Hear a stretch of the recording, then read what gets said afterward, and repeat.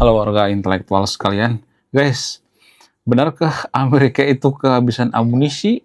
Benarkah Amerika itu kehabisan rudal? Jadi, berita yang headline di Konoha itu adalah berita tentang kehancuran Amerika, kemudian amunisi Amerika sudah habis, ya.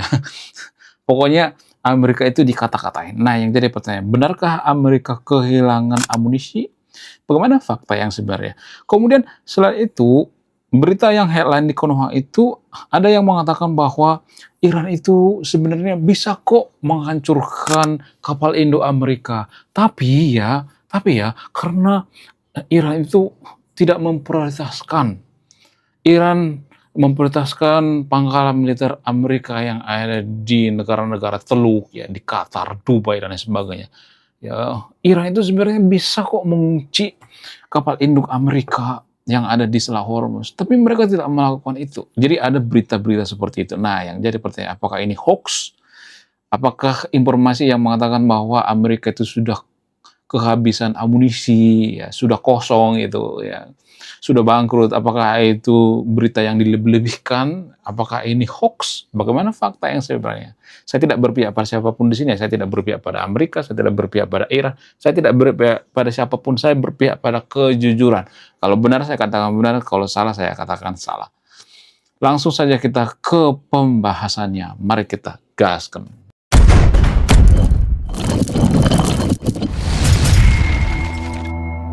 Jadi guys, informasi yang mengatakan bahwa Amerika itu sudah kehabisan amunisi, ya, sudah kosong stok di gudang dan lain sebagainya, itu sebenarnya berita hoax.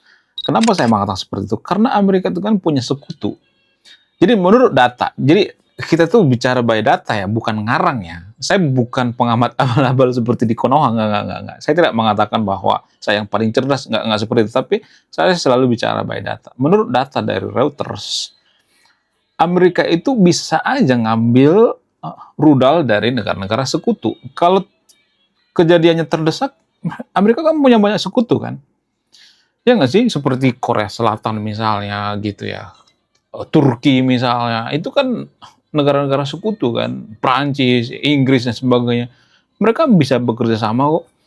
Jadi nggak ada alasan tuh ya. Nggak ada alasan yang mengatakan bahwa Amerika itu kehabisan rudal.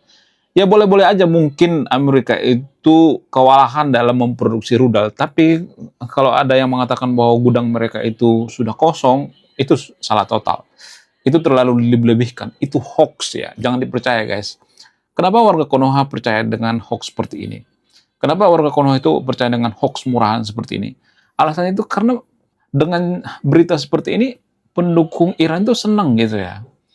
Yang mereka pengen itu kehancuran Amerika, ya. Jadi sedikit pun ya celah kehancuran Amerika, mereka akan headline terus gitu ya, akan memviralkan terus gitu ya. Itu menurut saya pribadi ya. Artinya gini, kalau kita mau menghadapi Amerika, kalau kita menyayangi Amerika, boleh-boleh aja. Saya bukan fans fanatik Amerika kok. Kalau misalnya mengatakan ya lu itu mendukung Amerika, enggak.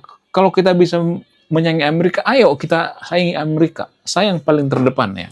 Saya garda terdepan menyayangi Amerika. Saya pengen kita negara superpower, bukan Amerika gitu. Ya kalau boleh jujur ya. Tapi permasalahannya dengan ngata-ngatain Amerika, dengan mendoakan Amerika hancur, apakah Amerika hancur? Enggak kan?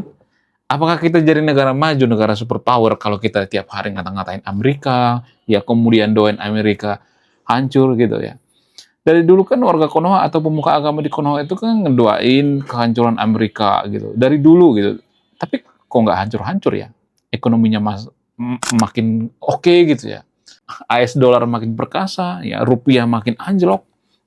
Ya itu pertanda bahwa Amerika itu tidak masalah dengan yang namanya perekonomian ya.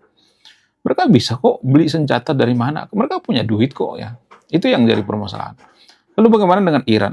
Jadi fakta yang sebenarnya, yang benar itu adalah Iran memang kehabisan stok rudal. Kenapa? Karena produksi senjata mereka itu diborbardir oleh Amerika. Gudang-gudang mereka diborbardir gitu.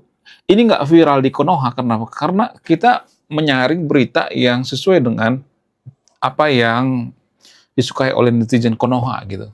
Jadi kalau kita tiap hari memberitakan kehancuran Iran, maka media-medianya akan diserang, akan dianggap anti-anti Amerika gitu.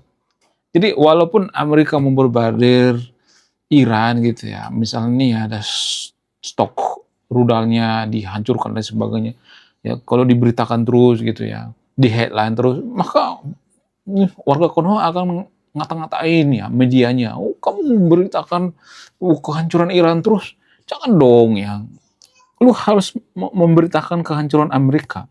Kalau tidak ada kehancuran Amerika, karang." Ini dipoles gitu, tetap dipoles gitu supaya Iran itu jangan terlihat kalah gitu. Tapi nggak bisa seperti itu, saudara, nggak bisa, nggak bisa.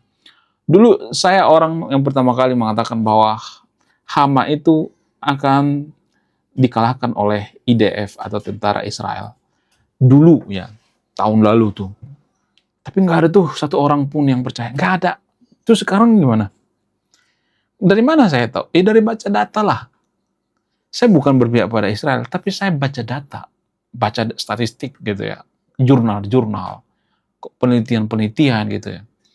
Ya, jadi kita harus nyari sendiri gitu, bukan disortir lalu dikasih informasi ke kita. Enggak, no, enggak bisa seperti itu ya. Kita dapat informasi dari mana? Dari lingkungan, dari pemuka agama. Itu pun pemuka agama di Konoha itu enggak semua tapi di sekolah ya. Rata-rata malas baca buku gitu. Mereka nggak ngerti geopolitik gitu ya. Saya bukan si paling ngerti ya, tapi mereka setidaknya baca buku geopolitik lah gitu ya. Ya, mereka baca jurnal lah, penelitian gitu ya, data ilmiah gitu ya. Ya boro-boro data ilmiah, ya ditanya datanya dari mana, ya udah nyari sendiri aja. Ya, biasanya ngomong seperti itu. Kalau ada orang yang mengatakan Iran itu menang, mana datanya? Datanya ilmiah. Ya udah nyari aja sendiri gitu. Jadi warga Konoha seperti itu. Itu namanya minim literasi. Ya. Makanya saya tuh skeptis dengan warga Konoha, karena warga Konoha itu mudah terpapar hoax. Jadi kalau ada informasi-informasi yang saya dapatkan dari warga Konoha, nggak semua tapi di sekolah meron ya, saya mau bahwa informasi itu ya perlu diverifikasi gitu ya, apakah itu benar atau tidak gitu. Jadi yang benar itu ya Iran lah yang kehabisan amunisi gitu. Karena apa? Karena masuk akal kalau ya Iran itu kehabisan amunisi. Ya, karena dibombardir gitu ya. Dibombardir oleh Amerika gitu ya. Dibombardir Amerika, Iran nggak bisa berkutik. Kenapa? Karena angkatan udara Iran itu sudah nggak bisa ngapa-ngapain gitu ya. Pertahanan mereka itu sudah hancur-hancuran gitu. Lah, kok lu bilang hancur-hancuran? Buktinya Ayatollah Ali Khamenei bisa meninggal. Itu salah satu bukti bahwa pertahanan Iran itu lemah. Kalau pertahanan Iran itu kuat, nggak mungkin Ayatollah Ali Khamenei meninggal. Itu secara logika. Tapi kita kan nggak suka berpikir logika. Kita tuh berpikirnya itu ya, yang penting informasi itu sesuai dengan apa yang gue yakini gitu. Jadi warga Konoha itu gitu guys. Kalau informasi itu tidak sesuai dengan keyakinannya, mereka akan mengatakan, oh itu mah datanya dari barat. Oh, lu percaya dengan Reuters gitu. Jadi saya tuh sering dikata-katain seperti itu guys. Lu percaya dengan Reuters, terus gue harus percaya sama Tribun gitu, TV on gitu. Gue harus percaya sama apa gitu. Ya gue lebih percaya sama Reuters lah. Karena apa? Karena track record gitu ya. Teruji gitu ya. Yang sering menyebarkan hoax tuh media-media apa? Saya nggak usah nyebutin ya. Udah cari aja sendiri ya. Reuters mungkin pernah sekali dua kali tapi jarang banget gitu ya. Jadi ya bisa dipercaya gitu ya. Kemudian selain itu warga Konoha juga mengatakan ya, pendukung Iran mengatakan sebenarnya Iran bisa menemukan titik koordinat kapal induk Amerika. Tapi ya Iran itu ya memilih untuk tidak menyerang. Karena apa? Karena Iran itu masih kasihan sama Amerika. Konon katanya seperti itu. Kemudian ya mereka mengatakan bahwa Iran itu lebih fokus pada pangkalan Amerika yang ada di negara-negara Teluk. Padahal pangkalan Amerika yang ada di negara Teluk itu dibangun oleh seiman dengan mereka, yaitu orang-orang Qatar, Kuwait dan sebagainya. Bukan duit Amerika. Jadi kalau itu diborbardir sampai hangus sampai rata dengan tanah sekalipun, nggak akan masalah. Itu nggak akan masalah, guys. Ya, nggak ngaruh gitu. Nggak ngaruh sama perekonomian Amerika. Justru yang mohon-mohon kenapa pangkalan Amerika ditaruh di sana itu ya negara-negara Teluk gitu. Mereka lah yang mohon-mohon gitu ya. Kenapa? Karena mereka dapat perlindungan gitu.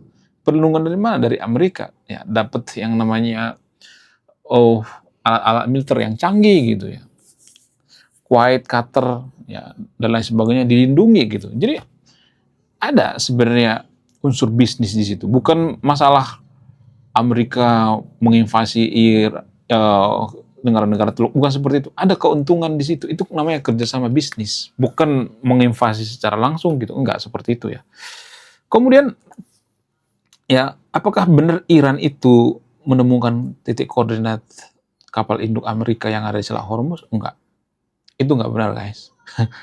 Kenapa? Karena Selat Hormuz itu kan luas ya. Kemudian kapal induknya itu kan bergerak-gerak ke sana kemari. Makanya ongkos produksi kapal induk itu besar sekali karena terus bergerak gitu.